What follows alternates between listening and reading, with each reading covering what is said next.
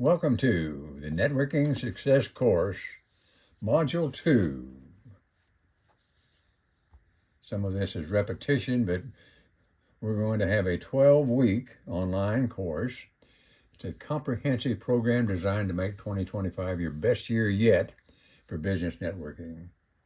I'll be conducting the course, and here's just some information about me as a certified professional networker, certified NLP practitioner and trainer, member of the Global Coaches Association, and former director of education for the Houston area BNI groups, 42 chapters, 1,134 members. So we expect three things in this course: that you'll have a clear path to improvement of your networking skills, that you'll have support in the form of email questions and answers, and coming soon will be a networking group, and finally, accountability in the form of homework. So let's talk about the process for completing the course. Each week you'll be sent a new module in digital form, provided you've completed the homework and emailed it to me at gail@gailstolzenberg.com. Each module will include reference to a book or an article the listener read, and each week you'll be able to email questions and receive responses. I mentioned about the group Facebook page that'll be available in the future.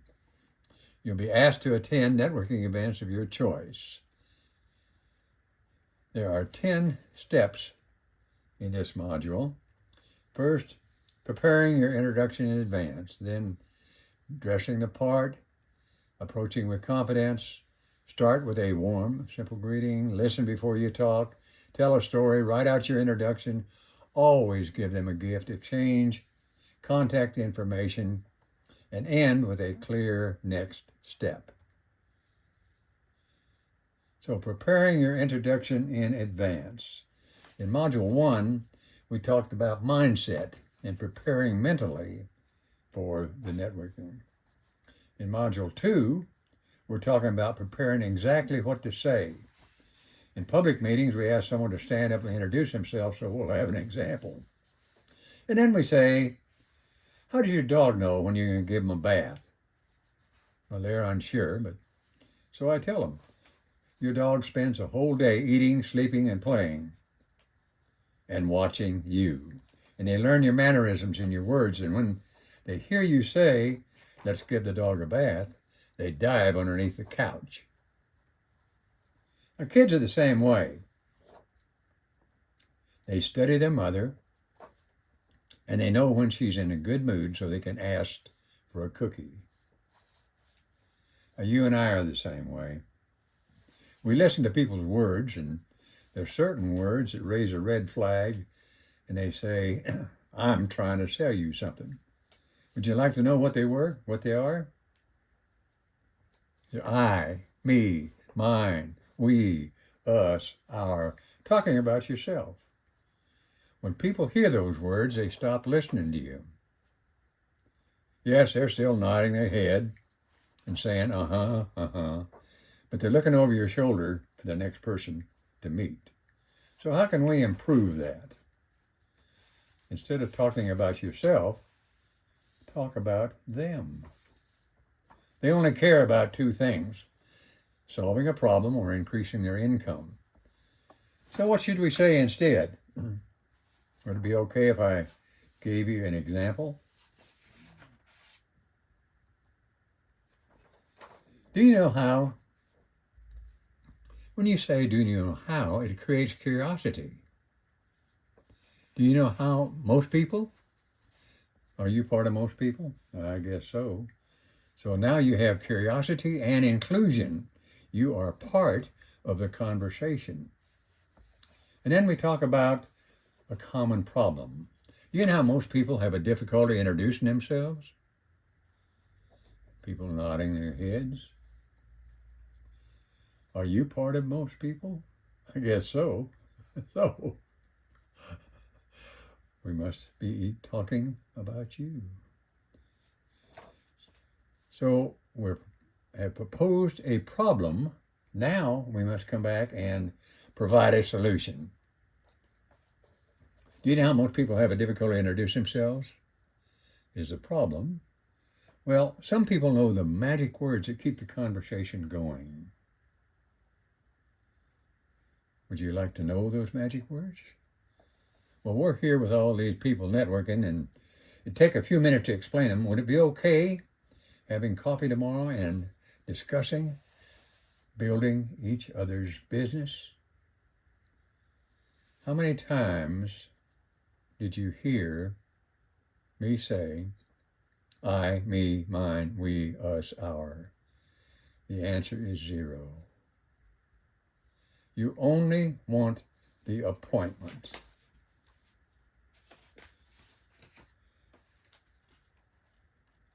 So let's talk about dressing the part. This is for men only. Women notice everything about you. They notice your hair. Is it combed and parted and clean? They notice your nose hair and your ear hair. They notice your teeth. They notice your tie and shirt. See if they match. They notice your hands and if your fingernails are cleaned and clipped. And they notice your belt is buckled. They notice your shoes are shined. Women notice everything. So men, dress for women. Now, this is for women only. Everything for men applies because you've been doing it already. But the question is, are you dressed for a date or are you dressed as a professional for networking? And this applies to online, to your social media pages. How do you look on them? I suggest you read a book called Business, Networking, and Sex. Not What You Think, by Dr. Ivan Misner. It's about the differences between men and women in networking. Approaching with confidence. We talked a little bit about that in the Module 1, but it's so important that it bears mentioning again. People make up their mind within the first few seconds if they want to talk to you. 70% of influence comes from body language. So appearing confident is very important. We want to start with a warm, simple greeting and a smile. You see, when you smile, most people will smile back in return. You never want to ask, what do you do? Because it gives them a license to tell you how great their company is, how great their products are, and how great they are. Listen before you talk. You have 2 ears and 1 mouth. You want to use them proportionally. 70% of the time should be spent listening and 30% of the time talking. But when you talk, you should be asking questions. Ask them things like, what's going to be the greatest accomplishment for you this year? How did you hear about this networking group? Who invited you to attend? What is your greatest claim to fame? Who would you like to meet? I was at a meeting years ago. It was the In Houston networking group. It was organized by Eric Stanley. There were over 10,000 members. There'd be 300 or 400 people at a meeting. And so I wanted to learn about it, and I went to the meeting. And I met Eric Stanley, and I was prepared for him. I had my elevator pitch ready. And then he said, who would you like to meet? And I completely forgot about my elevator pitch, and we were just having a conversation. Great way to start.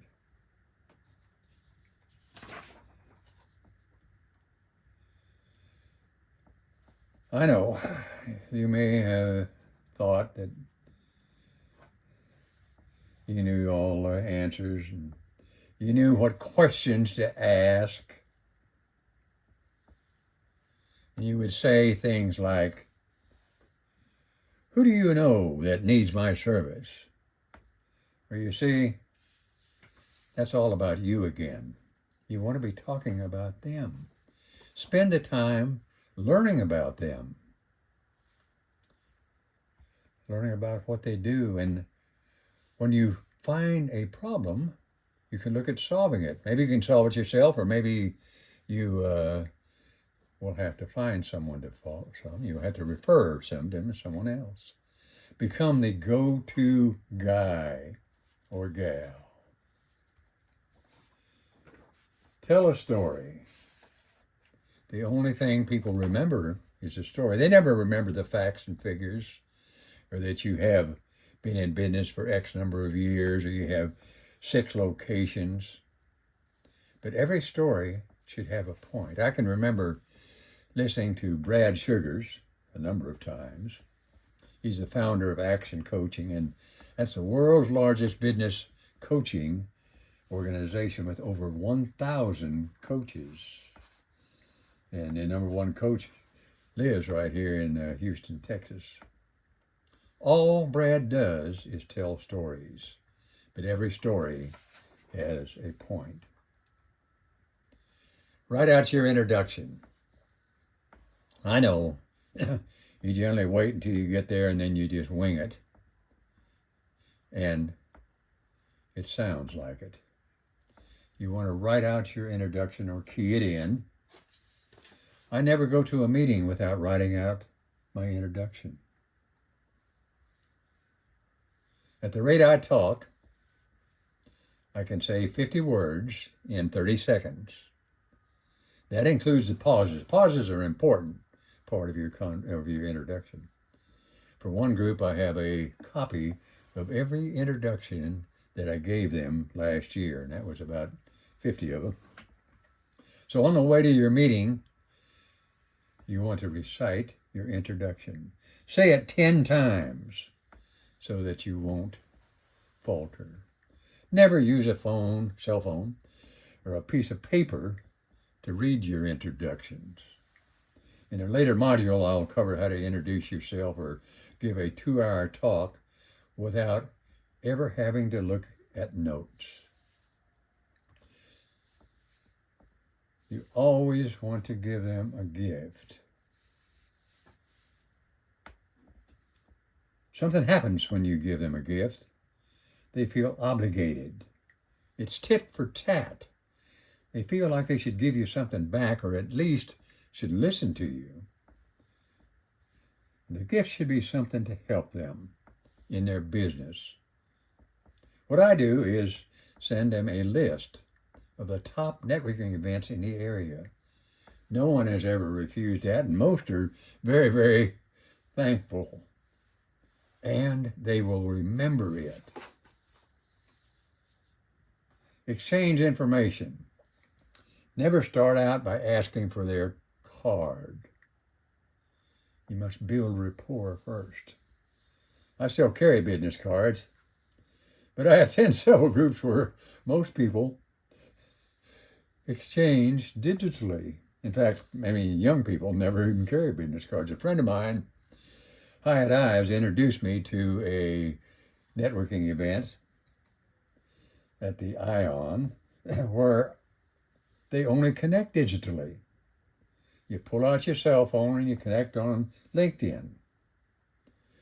I have to remember to send them a message right afterwards, because at the end of the day, I'll have this bunch of new contacts on LinkedIn, and I have to remember where I met them. So get on LinkedIn and confirm each other, and then send them that message. You want to set up the next step. I learned 3 words from a very successful person. They were, do it now. Never tell someone that you'll get back in touch with them. Oh, I'll give you a call, or I'll send you a text or an email, or give you a phone call. If you want to reconnect, pull out your cell phone, check your calendar, and set up the meeting today. I know one top networker here in Houston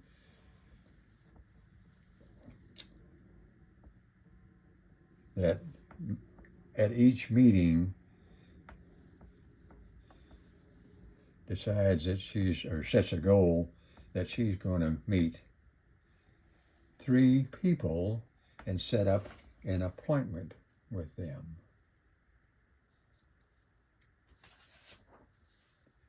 Important thing is follow-up. Your success is in the follow-up. You've probably heard many times, but it's so important. So what I do is, and I will give you 10 steps to follow. Start with organizing your contacts. Right after the event, you want to review and organize the business cards that you collected and add the contacts to your CRM, phone, LinkedIn. Make notes about each person, where you met them, key points discussed, potential next steps, and then prioritize those that seem like high value connections and potential collaborators. Next, you want to follow up, and just in case you forgot to set up the meeting at the meeting, here's some details on this. Timing is critical. Reach out within the next day or so. Keep you fresh in their mind. You want to send a prioritized email or LinkedIn message and reference your conversation to make it feel authentic. Here's an example. It was a pleasure meeting you at the ION event. I really enjoyed your conversation about networking. I'd like to connect with you a little further and explore how we might collaborate. Let's set a time and chat soon. Prioritize the message. Generic follow-ups rarely get a response. Make it clear why you're reaching out and how you can add value. Mention something specific. Offer them an article or introduce them to somebody. As an example, since we talked about improving networking strategies, I thought you'd enjoy this article on building referral partnerships. Next is connect on social media. LinkedIn is essential for professional connections. It helps you stay top of mind. Some action steps would include set up a connection request with a short note referring to the event and engage with their content occasionally to maintain a relationship. Schedule a follow-up meeting. If there's a mutual interest, set up meeting for coffee, phone call, or Zoom. You want to set up the options, like the dates, times for the scheduling, and be clear on the purpose of the meeting. You want to deliver on any promises that you made. If you promised them something, an introduction, a resource, or a follow-up, do it quickly. For action, you want to fulfill your promise promptly because this builds trust and credibility. Continue the relationship. Networking is about long-term relationships, not quick wins. Stay in touch regularly without being pushy. An action step might be to share relevant content or updates every month or two, and support their business by liking or sharing their posts and attending their events. Ask for the next step when appropriate. One's trust must be established. All of business and life is about building relationships and trust. Never ask for a referral or an induction or business opportunity. Just frame your ask around a mutual benefit. For instance, I know you mentioned working about small business owners. If you know anyone looking to build their business referral, I'd like to have an introduction. Keep a networking calendar. Regular follow-ups should be part of your routine. I told you one of the things that I do is send people a list of the top networking events so they can have that calendar. And you send some remind-ups for follow-ups every so often, and rotate between emails, phone calls, and in-person check-ins. And evaluate and adjust. So you want some details. Not every contact's going to lead to business. So review what we worked on and refine your process. Some action steps might be to focus on quality over quantity. Prioritize nurturing relationships that align with your goals. Let me know if you want to turn this into a checklist. I was a pilot for many years. And every flight, I used a checklist. Sure, I probably had it all memorized, but I used a checklist anyway. And now, yes, homework. Your homework is to read Business, Networking, and Sex by Ivan Misner. And I told you in the previous module that you can make a shortcut by going to Chat GPT and ask it to read the Business, Networking, and Sex by Dr. Ivan Misner and list each chapter and summarize the details of that chapter. You can cheat. Then send me a copy of an introduction without I, me, mine, we, us, our in them. Attend a networking events and tell me about your experience now that you've learned how to network a little more effectively. And friend me on the social media. Just search for Gail Stoltenberg. I want to thank you for attending and wish you good luck. I'll see you on Module 3.